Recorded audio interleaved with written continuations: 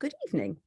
Fans and friends of Frederick J. Brown, this evening's guests, and the Hudson River Museum to this evening's virtual conversation. It's going to delve into the artistic practice of Frederick J. Brown with noted American art historian and curator Lowery Stokes Sims, who contributed a new essay to Frederick J. Brown, A Drawing in 5 Parts, the exhibition about which you will hear presently, and the artist's son, Bentley Brown, adjunct professor of art history at Fordham University and PhD fellow at the NYU Institute of Fine Arts.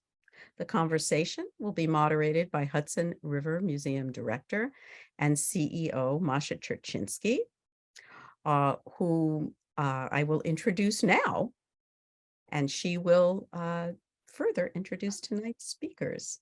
Thank you very much, Masha.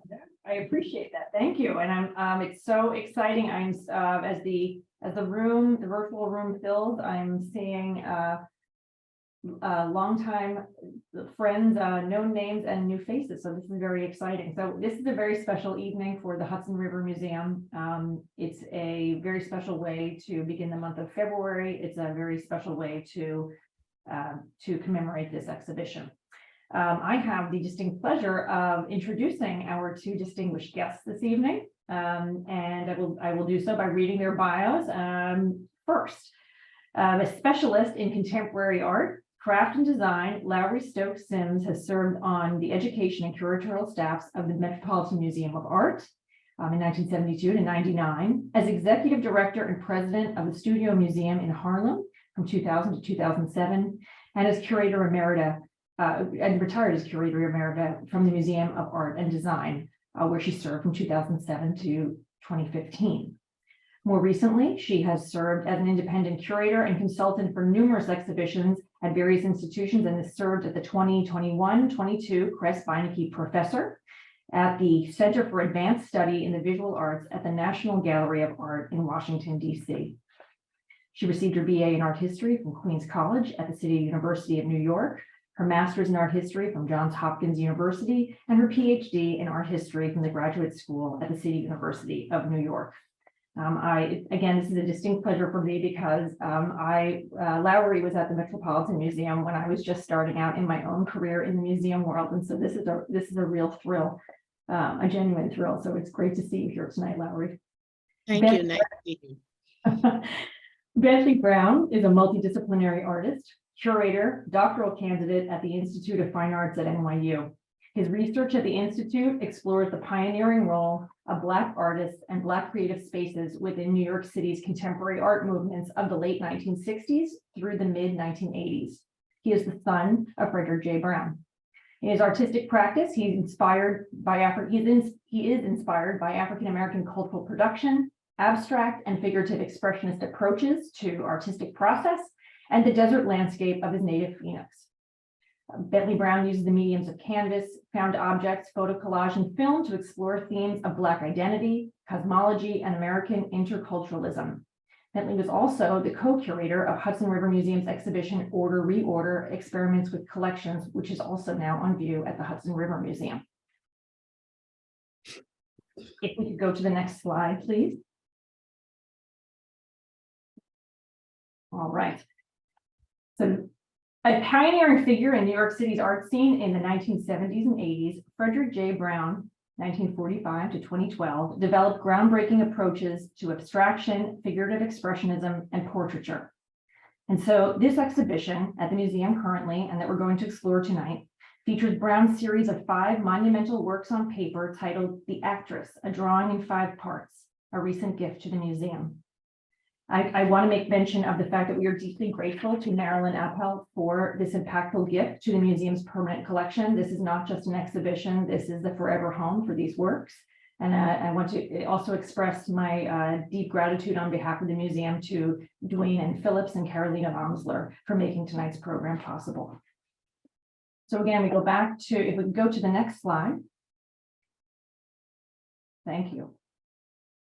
We're going to delve into this exhibition that features these 5 monumental works on paper, The Actress, A Drawing in 5 Parts. The series explores the emotive progression of the stage actor and performance by actor Gillian O'Brien. Homing in on Brown's interest in Black expressionism, performance, and creativity, this exhibition turns a lens on Frederick Brown's unique, experimental, and powerful practice of portraiture. So what I'm going to do tonight, everyone, is we're going to handle this as a conversation. I'm very fortunate we have two people who are incredibly knowledgeable of not only Brown, the artist, but Brown, the person, and certainly his trajectory and his impact on the art world. And so what we can do is, I thought I could switch it over to Bentley and we could do a walkthrough of the works as we see them here installed in the Hudson River Museum. And Bentley, if you wouldn't mind giving us some background on the series overall. Thanks so much, Masha, and thank you to everybody for tuning in. I'm going to keep my comments brief so that we can, have as long as a conversation as possible. But these works here were all created sort of at the height of my father's exploration of portraiture. And in particular, these are all works that we would think of as maybe falling under a expressionistic lens, meaning that these are all works that focus in particular on expression. Now, Masha had mentioned that the subject is a woman named Jillian O'Brien, who was an actress working in Soho in the late 1970s, early 1980s. And for a period of time, she also worked as a secretary for my parents. And just a little bit of background about her, or just one thing about her as well, is that she was also a member of the Indigenous community in New Zealand as well. So I think we'll talk about some of those ideas as well. But one of the things that I was speaking to some of the younger members of the docent community at the Hudson River Museum, and one of the things that I had mentioned that I think is really significant in thinking about these works is to notice that these aren't just works about Jillian O'Brien; they're actually works that are portraits of her acting. Right. So in that way, they are portraits of this action or this performance of acting. So in each one of these portraits that you see here, we see this sort of progression, and maybe we can move to sort of flipping through them. I'm not going to be necessarily referencing them all individually, but I just want us to give us a sense of this, is that as we kind of move through these series of works, there's a kind of heightening and shifting of emotion. And the way that that's done is through these kind of changes in color palette, and in particular, the ways in which these shifts highlight certain areas of the face, in particular, the eyes and the mouth of the figure here. And by the time we sort of get to the end of the series, there's like this kind of final scream. One of the ways that I read it is there's this like internal buildup that ultimately leads to this sort of external action. And I think that was really the thing that was very interesting to my father in thinking about this particular performance of Jillian's. So to move maybe to one more slide over, and thinking about what these works, how they ultimately function, well, they all ultimately function as sketches for this final portrait here. She saw him crying. And so in this way, and I think what's actually very interesting about these drawings that are part of this exhibition is that they're actually substantially larger than the final portrait.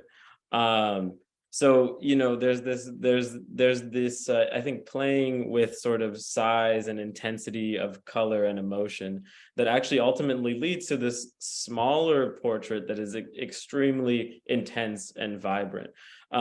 So on one hand, all of these previous works that we saw and that are part of this exhibition, they stand alone as their own series, but they all also act as sketches for this final work here. And one last thing that I wanted to mention about the works that are currently on display at the Hudson River Museum is that each one doesn't have an individual title. And I think that's really significant. So in this way, one is able to sort of play around with how you would place the works. And in that way, you could sort of shift around the performance. So I think that's just one interesting detail. But I don't want to belabor on all these details. So I'm going to turn it back to Masha so we can dive deeper into this conversation. Thank you, but thank you for giving that that background there, and already an interesting idea of thinking about them in different orders. That because of course when you approach them in the museum, they have been installed in one particular way. So Frederick Brown merged the worlds of abstraction and portraiture, and this is all happening. We're thinking about the New York world. We're thinking about Soho before it was Soho. Lowery, can you set us up a bit and talk to us about that, how he expanded the notion of abstraction and how he also he took very decisive actions in his artwork in terms of figuration. Could you talk to us about that? Well, I think if you know and can follow Fred's work, and I would sort of say I'm making a case now that you all need to do a full retrospective, but that's a whole other question. You know, he started out, you know, very abstract, kind of in the feeling of minimalism, color field painting. And then as you get to the end of the 70s, you begin to sort of see the strokes and the splotches in his work begin to coalesce into very specific patterns that, you know, again, look still abstract, and then they sort of like continue to morph. It's almost like seeing, you know, one of those sci-fi films where you have like some diaphanous, you know, figure coming into physical manifestation. And his original, these portraits are very interesting in the fact that, you know, like he's bringing a lot of techniques into this. This is painting, this is drawing, and he often combined them, and that produced a lot of interesting spatial, you know, situations. But they also begin to sort of have a much more fuller representation of the figure than his early figures. I mean, his early figures tended to have a very kind of simplistic modular, you know, like character, and a very direct color. You could recognize them, the personalities. I'm thinking of a John Henry piece that he did. But, you know, like he would sort of feel free to sort of exaggerate the hands and the feet, you know, towards a kind of expression to sort of amplify what we know about the character. What's interesting in these portraits, and I have to admit, Bentley, I know a lot about your father's work, but this is the first time I'd seen this group of portraits, is that this is one of the few, if not the only instance I know where he did sort of separate portraits of one subject, you know, like which provides this kind of sequencing that you've alluded to, that's very specific in his work, because we know that his overall arching project was to produce at some point 350 portraits of jazz musicians. And he worked from photographs with them because of course, not all the musicians were alive. He didn't know them, but he always tended to represent them within, you know, like for the most part, in performance, holding an instrument or sort of doing this.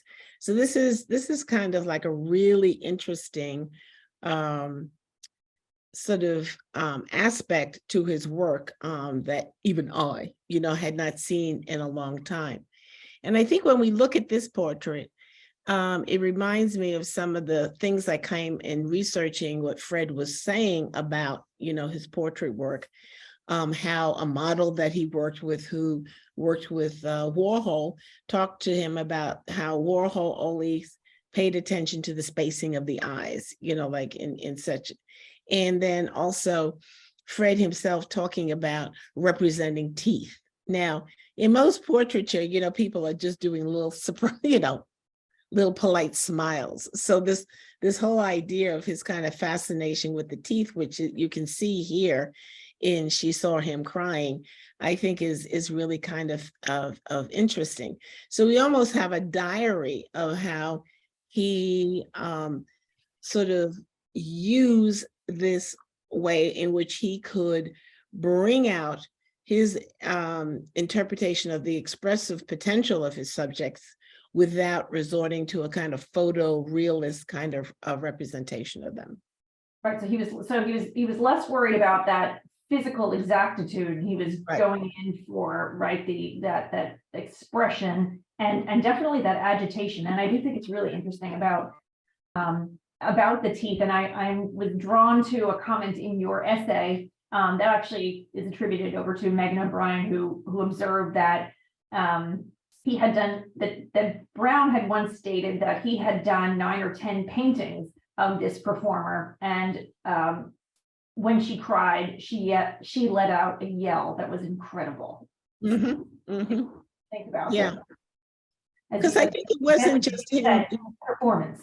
Exactly, and it wasn't just him, I think, trying to bring out something that he saw in his subject. I think it also was about what he experienced, you know, like with that person, which I think is kind of interesting. And he falls within a range of artists who emerged, you know, in the 1980s, who were called the neo-expressionists, and Carla McCormick did, you know, an exhibition of them, including Basquiat, Jean-Michel Basquiat, including, I'm going to blank out on names, John Alexander, with whom he had a show at Marlborough in 1983, who were all sort of like really trying to get away from the kind of photorealist, you know, sort of situation to a much more expressionistic. Now, some of them times they will call neo-primitivists, you know, to a certain extent. But sort of really getting back to some of the ideas of early modernism, where the artists were really enraptured with the very direct and spontaneous expression, not only of non-Western art as they saw it. We know better now that that's a very considered stylistic phenomenon, but also particularly the art of children, the art of people who have mental challenges, art brut, and things like that. So this all started to sort of come back in the 80s in this kind of exuberance of the art world. Mm-hmm. That reminds me of some conversations that we had with Bentley at the museum. Bentley, you talked a lot about maximalism and how that plays a real role, right? This reaction against minimalism, and I guess, you know, an aesthetic of excess. Can you talk to us about your thoughts on maximalism and the work of Fred Brown?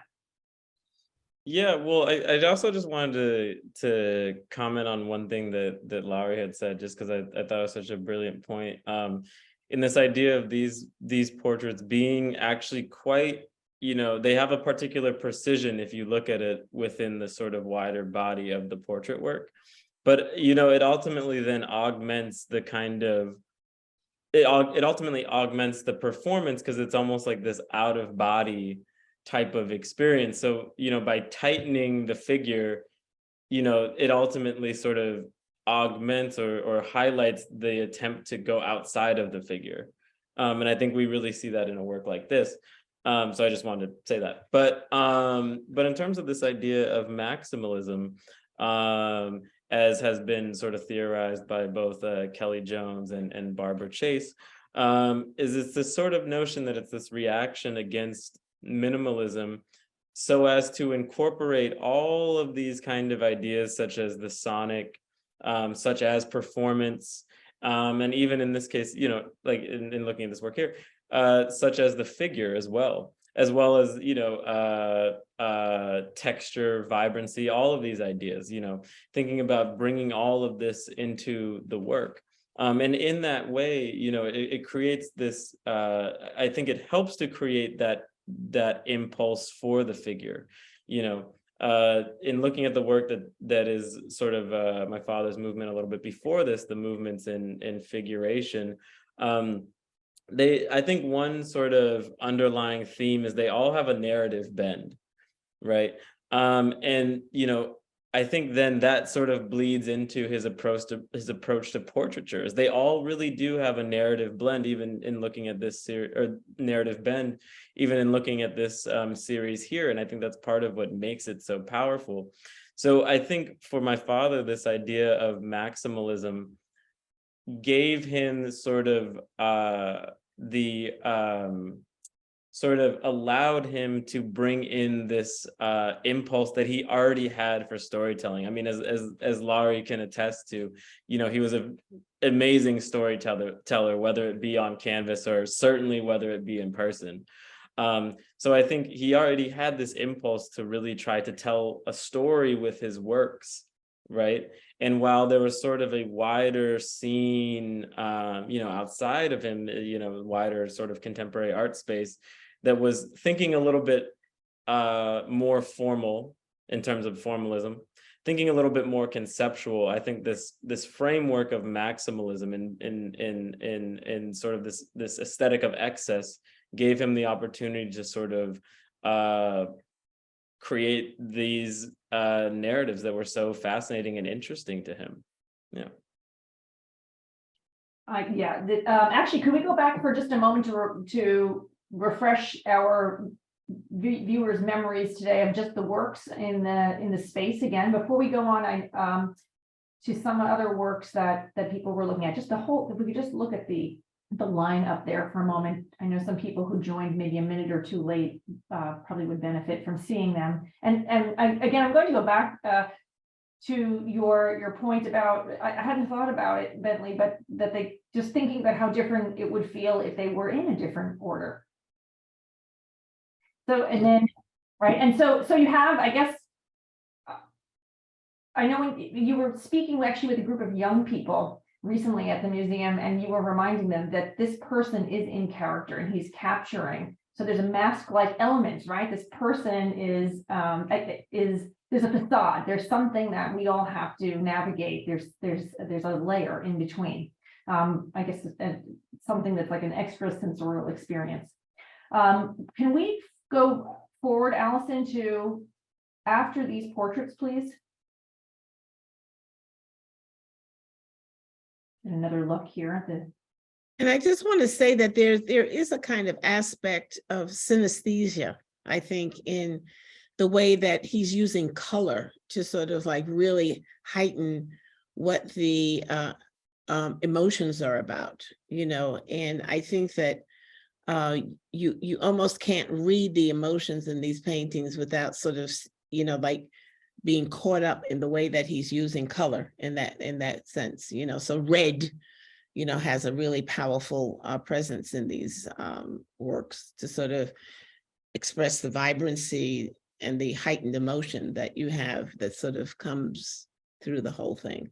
And the way that,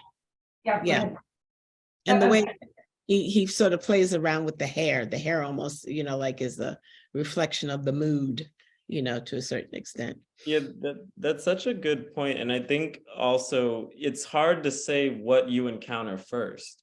Mm-hmm. Right? Is it the emotion of the color, or is it the emotion of the figure? I think it's, you know, I think that's part of Masha. Your first question was about this, you know, bringing together of both the portrait and abstraction. That's really part of it, I think, is so it's almost hard to say which one you encounter first, which one is the sort of arbiter towards how what kind of feeling this work gives you, because it's almost simultaneous. And I think, you know, for my father, it was like it's not so much, I don't think that the color sort of heightened the expression that the figure gives, but rather I think these two things sort of like work in tandem, and ultimately they both are the emotion.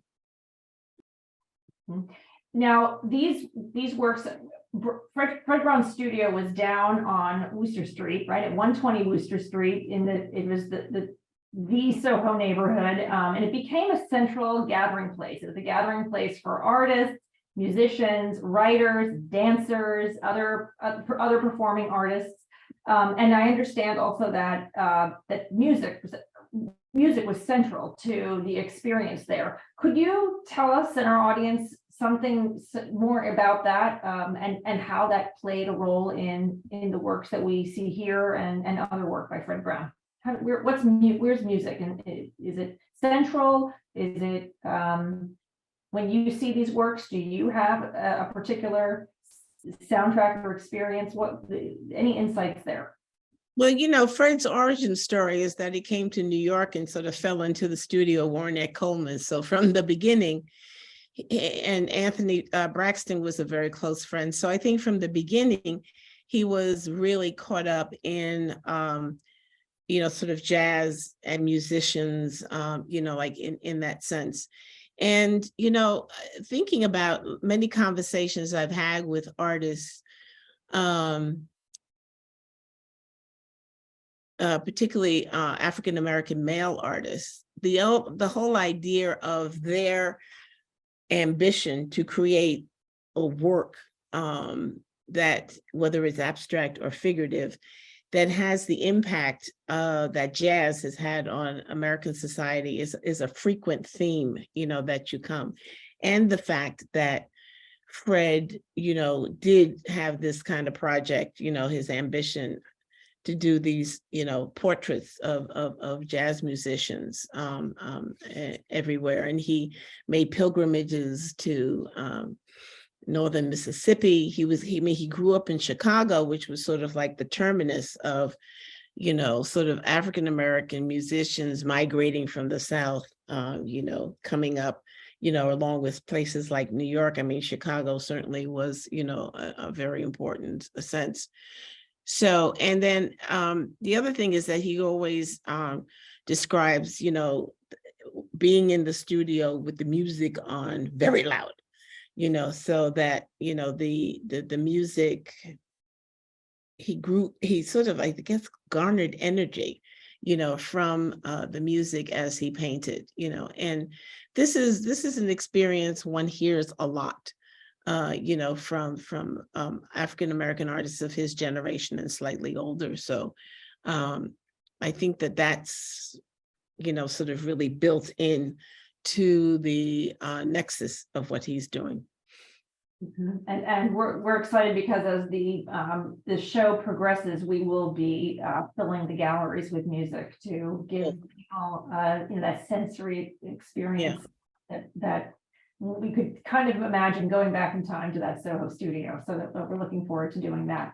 But the other thing, just one other thing I wanted to say, Masha, is that this relationship with not only musicians, but dancers, the space at 122 Wooster became almost like this kind of improvisation space. People would gather, do things, and doing this kind of cross-genre interactions that, have happened at critical times in history. But I think in Fred's studio, the variety of people who sort of came together and did things, and the kinds of performances that entered into the public domain coming out of those interactions really pointed the fact that 100 Wooster Street was really one of the important nexus, like for creativity in Soho in the late 70s and early 80s, as Soho was beginning to sort of be more gentrified and artified than it had been. Yes, it's the Soho that so many go seeking now and know And they can't find it. Can't find it between the Apple Store and something else. Right?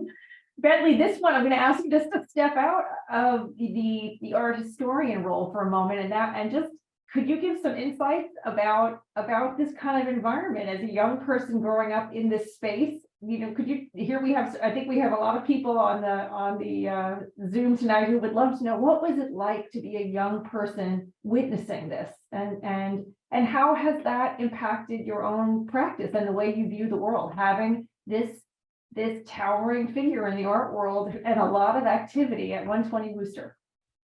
Yeah, full disclosure, like I wasn't born, well, it's not that I wasn't born. I wasn't conscious enough to fully understand that space, but I can tell you that I can speak from my own experience of like the spaces that my father then cultivated in Phoenix, where I grew up. You know, and this whole idea of music, I mean, it was really a catalyst for the work, right? And Larry and I have talked about this a lot. Like, you know, it's not this like, okay, here's a tune, now here's a stroke, here's a tune, here's a stroke. It's more of it's a spirit that becomes imbued within the space, you know. I mean, just to give you like, okay, day in the life of me, younger version. You know, I'd come home from school and, you know, with my little backpack or whatever, and walk into the studio, and it was like, you know, as soon as you open that door to the studio, the outside world just dissipated, you know, and you were then like thrust into this space where it felt like anything was possible. And I think, you know, that's one of the powerful components of these types of spaces. I mean, of course, we talk about, you know, a lot of these spaces in the sense of like the objects that are created within them. We talk about these spaces in the sense of like oftentimes like, you know, political activism, right? But I think one thing that we don't often talk about is the way in which these spaces allow your imagination to run wild. You know, and that's as powerful as those other two things that I had just mentioned, right?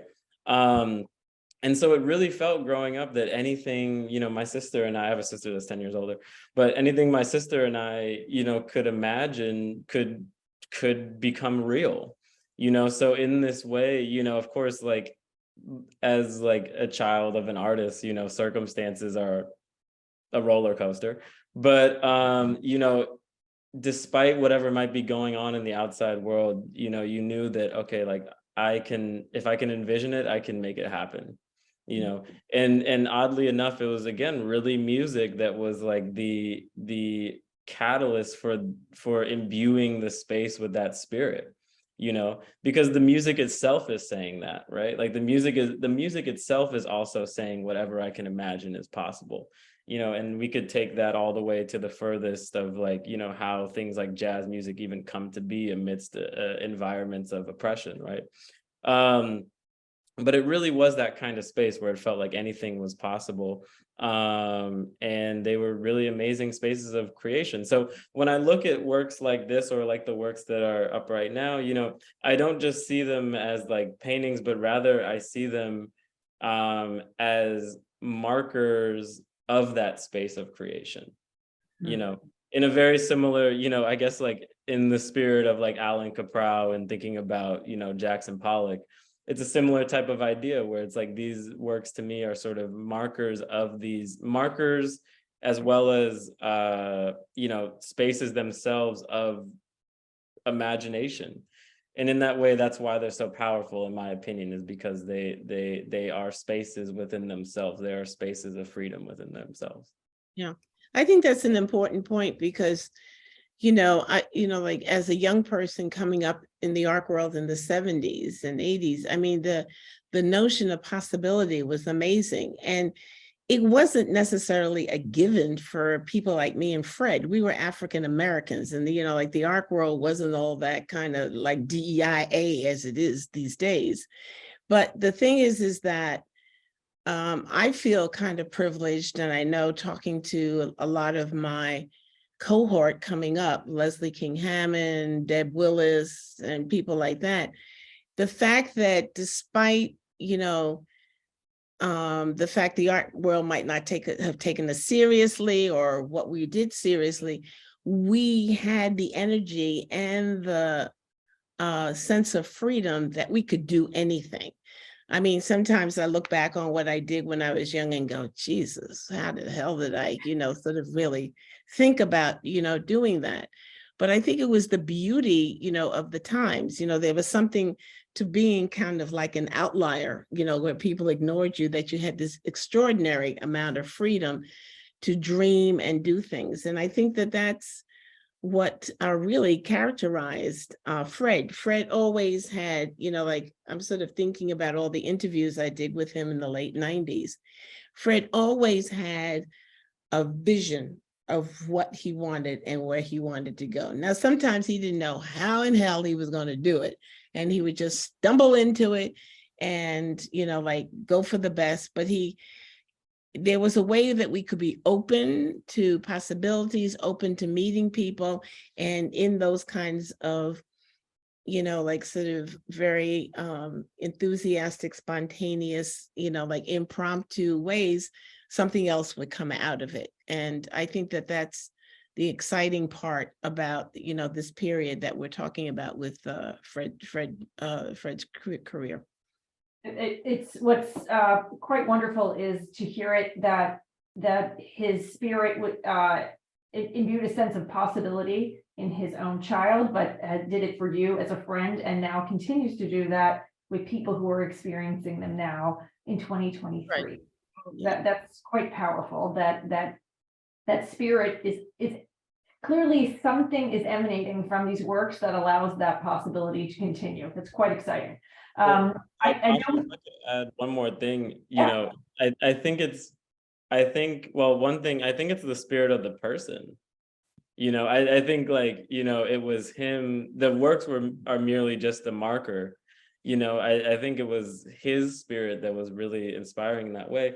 And I think, as a young person coming up in that space, and especially, I don't know, I don't know how many people are familiar with Phoenix, but it's just not it was just, at the time, it's changed quite a bit, but at the time it was just, like, not a place where you had a lot. If you wanted to do something creative, there weren't a lot of things to look towards.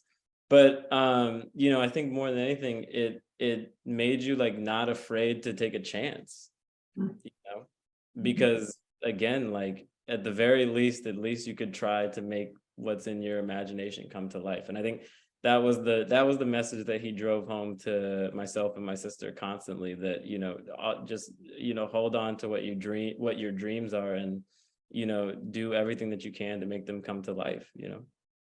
Well, and I think these works also speak to people.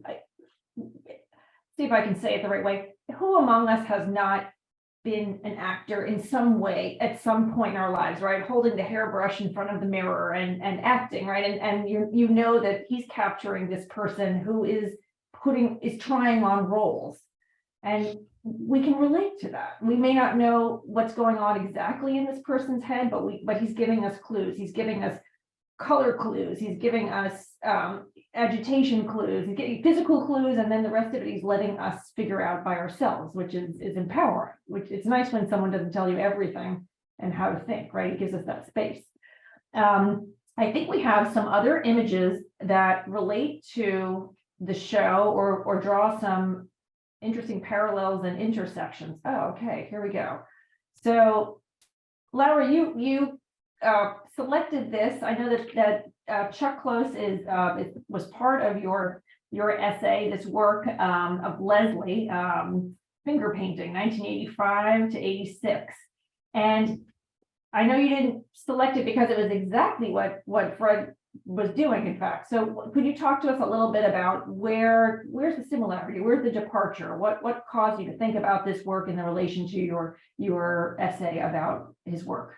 Well, I think Close really took on sort of portraiture on a large scale, which Fred did, this focus on the head.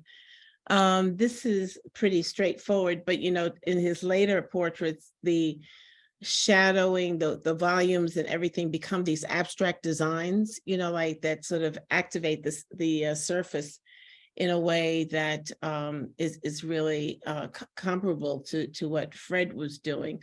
But I think they that generation, they were two who sort of really took on portraiture in that sense. And then the next slide, I think, is of Jean-Michel Basquiat. I mean, certainly he sort of embodied what Fred was. I mean, Basquiat wasn't really into like personalities per se, but I think this emphasis on drawing, this emphasis on, expressionistic color, non-realistic color, activated surfaces is certainly something that he had in common with Fred. And then I think we have one other slide.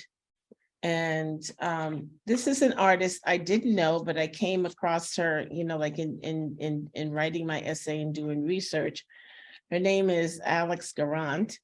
And she had some interesting things because she does these portraitures with these kinds of double eyes, and so that they're out of focus. So it's almost, while her shoulders and things are in one dimension, the face is sort of, you know, scanning a couple of dimensions.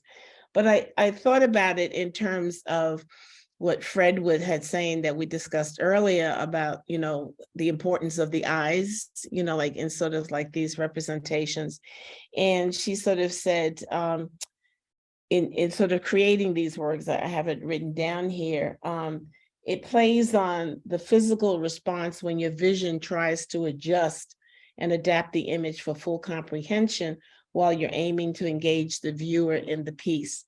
So, you know, this kind, it's almost like this kind of slow-mo time gap, you know, like sort of, you know, relationship that you have with her subjects that I thought was interesting. And of course, given she saw him crying, it was a very, you know, like, it was a cheap art historical comparison. What can I say? I couldn't resist it, you know, to a certain extent.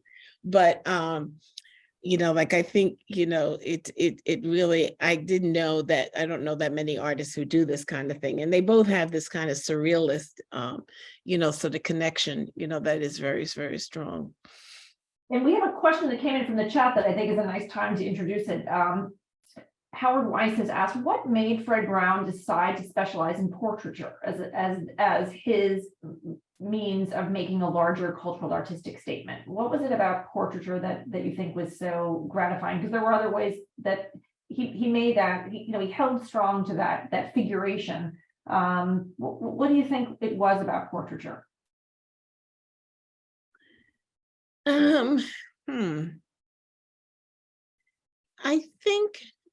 I think it was really about his infatuation with jazz musicians. You know, like he talked about, you know, when he left school, you know, when he was trying to decide whether he was going to be an architect or go to New York and stuff, and he went to Europe, he sort of started meeting, you know, like these jazz musicians and stuff. And I think there was something about bringing these images of these sort of great American artists, you know, to the fore. And I mean, he also did political people too, Dao Xiaoping and, you know, de Kooning and Romare Bearden.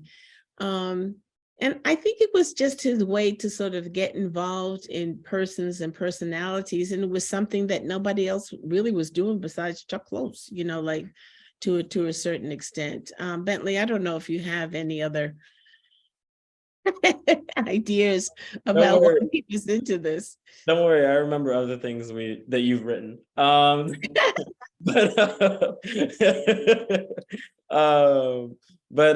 know, so another sort of instance comes from Anthony Braxton, who was, you know, according to my father, the initial person who had challenged him to chase Rembrandt. Yes. So it's and I think just to zoom out and kind of read that a little bit more, I think exactly what Lowery had said, that on one hand it's to place these significant figures within American culture and music actually within the canon of American culture of music, right? I mean, these are folks who had laid the bedrock and were the avant-garde, but they had gone unsung. You know, and in particular, their images had gone unsung. And I think it's interesting, you know, we would be able to hear their music, but maybe not recognize them, right? And so I think that was a part of the impulse there. But then on the other hand, I think, you know, this idea of mastery comes up, right? Like I think, and Rembrandt being sort of, and this whole idea of portraiture being like, okay, if one is to enter the space of mastery, in particular, as a Black artist, and now I'm like more or less quoting Kerry James Marshall, but like one has to sort of work on that level, right? So I think And it's so funny because Kerry James Marshall talks about that pretty extensively in his idea of mastery. And I swore as I was listening to, Kerry James say that, I was like, that sounds exactly like what my father would say. And that's what he was trying to do, I think, was to sort of say, like, listen, like, I deserve space within this conversation as well. But yeah, I think it was just all very timely too, like as Laurie had mentioned, that nobody else was doing this type of work. No one else was doing portraiture, or very few people were doing portraiture, and certainly very few folks were pointing out the historical significance of these musicians. Yeah, I think that, I liked what you said about visibility, Bentley, because I think that, the social conditions under which these early jazz musicians would have worked would have been so contradictory. On the one hand, you had the development of records, so that people could sort of experience their music abstractly and not deal with them as people. But as they're traveling around the United States, they can't get accommodations in, hotels, and have to sort of go outside the town or to people's houses and stuff. So this kind of contradiction, between this kind of craze for the music itself, but this kind of more disparaging reaction you have when you meet the person, I think is maybe one of the things that, Fred was really talking about. And I think that portraiture is also a way for artists to sort of, claim, the mastery that you're talking about, Bentley, but also to sort of claim a place that's comparable. You find a form that allows you to sort of say, hey, I am just as good as, I can do this, and sort of make it very personal. We're getting towards the time when Sarah Linda's going to tell us we have to, No, I'm not going to stop you. Believe me, I'm not going to stop. Well, I just wanted to go to the next couple of slides that I sort of threw in at the last minute here.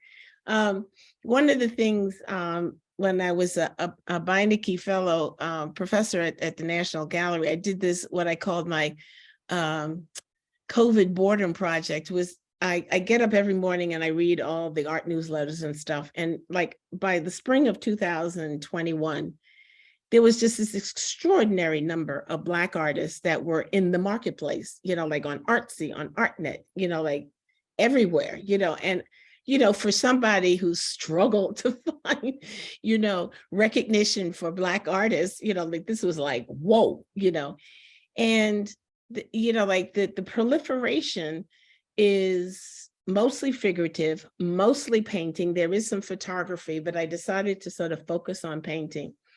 And I began to sort of notice that there were, like certain kinds of issues around the whole sense of portraiture. So I just want to show three artists. This is Megan Lewis, who is now, would be a homegirl for me in Baltimore, although I've never met her, because of, COVID.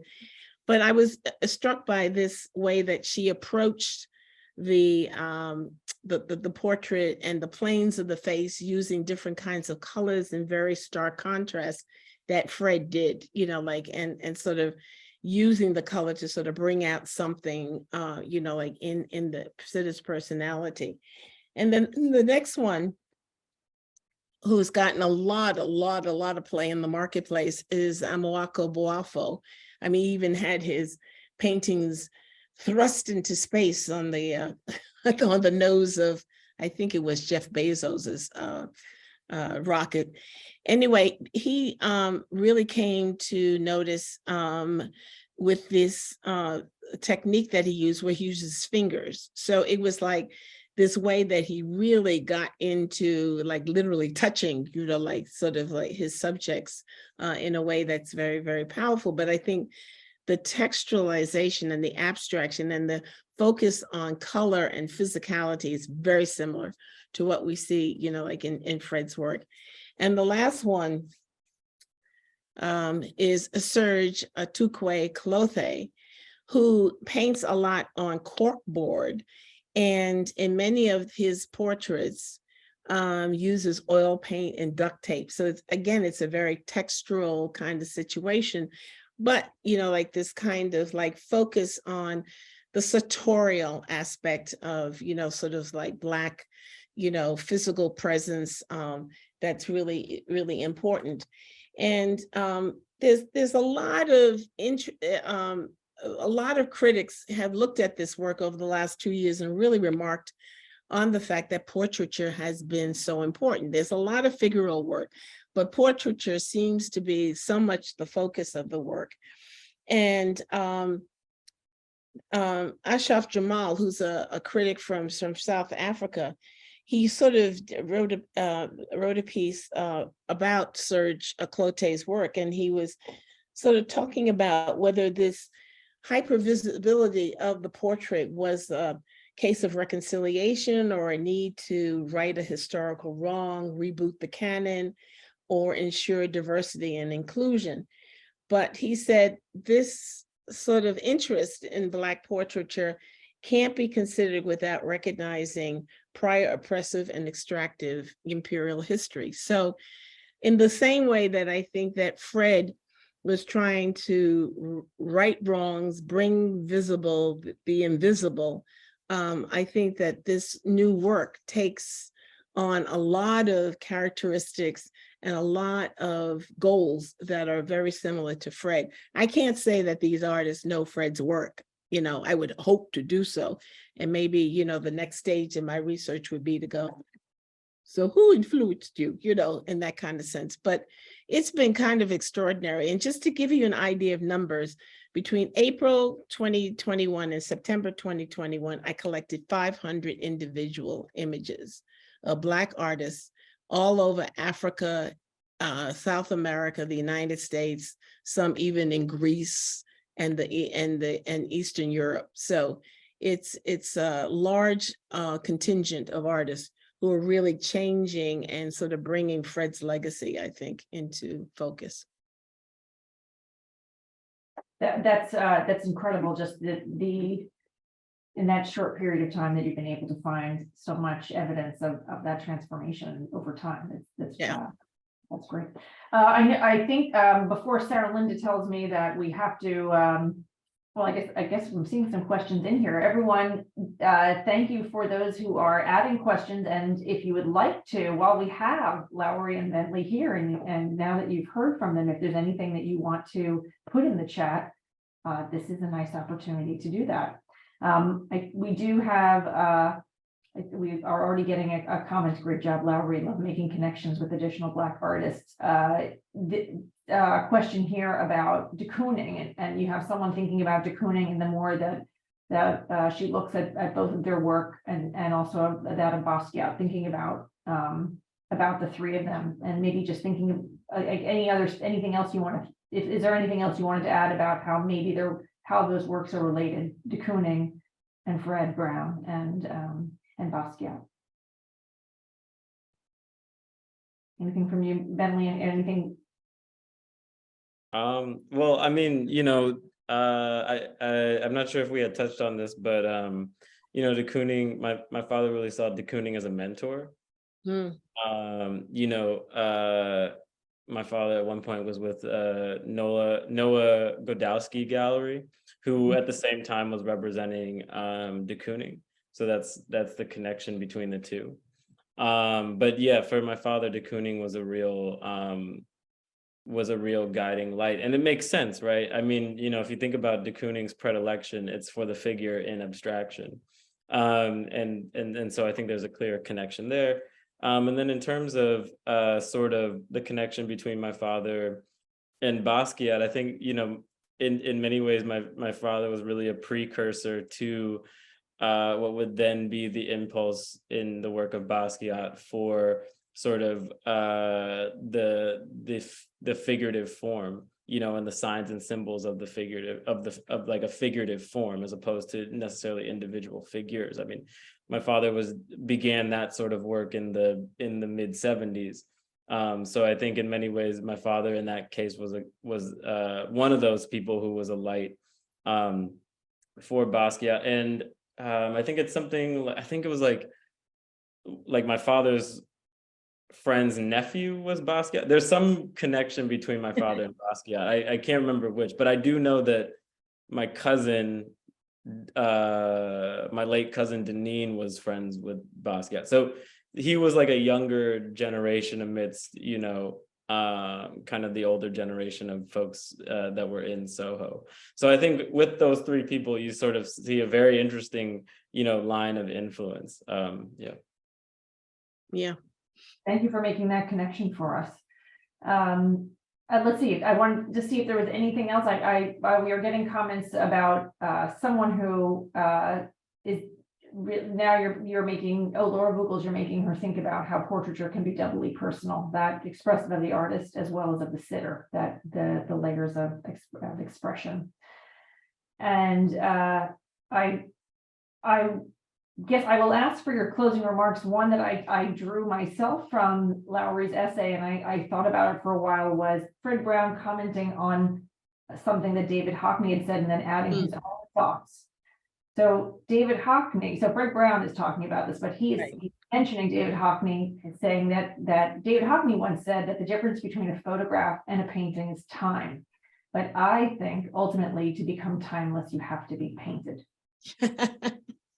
And so I guess what I would give to both of you is an opportunity for your closing thoughts, maybe with that statement from Lowery's essay. And as we look at these works, is there anything else, like something else that you would like us to know or think about when people come and visit these in person? Well, I think that, you know, like, I would hope that people would sort of really enjoy the way that Fred has brought together painting and drawing and color, you know, and expression to, you know, like to sort of create these kinds of images. Because sometimes we sort of privilege painting over drawing. So when you combine them in the same, you know, space, it's really kind of interesting. It breaks down the hierarchy, you know, like to a certain extent. So, I mean, I think that's what I would say. And Bentley, how about you? Yeah, I mean, I would say that, you know, these works push you to be vulnerable. So I would say to like a viewing audience, like, don't be afraid to be vulnerable in the presence of or I should say, don't be afraid to be vulnerable in the work or in the space that the work attempts to create. Because I know that for my father, that was one of his goals, was to, you know, create these spaces where people can be, where it's okay to be vulnerable. You know, and I think that's part of the power of the work, is that they do encourage us to be vulnerable, and to, you know, feel the emotions of it, and that's okay. So I think, to me, that's the power of these works, that they give us space to feel. I don't think I can top that, and I'm not going to try. So other than say I agree, and what a gift to allow us to have that vulnerability. I want to say thank you to our guests tonight, Lowery Stokes Sims and Bentley Brown. Thank you for taking us on this journey of these wonderful works that are again on view. You can see them at the Hudson River Museum until April 2nd. And while you're there, please experience them in juxtaposition to reorder experiments with collections, and you can see more of I guess where that permission to be vulnerable and creative led Bentley Brown. So come and experience both of those at the museum. I want to say thank you for kicking off February in the most inspiring way that we could have hoped at the museum. And thank you everyone for being on the call and joining us tonight. So Thank you. Like you're getting snaps. You're getting snaps on the video here. Thank you so much, Masha. Thank you, Bentley. Thank you. Thank you, Lowery. And thank you to our audience. It's just been a remarkable hour. Thank you so much. Thank you. Have a great evening, everyone.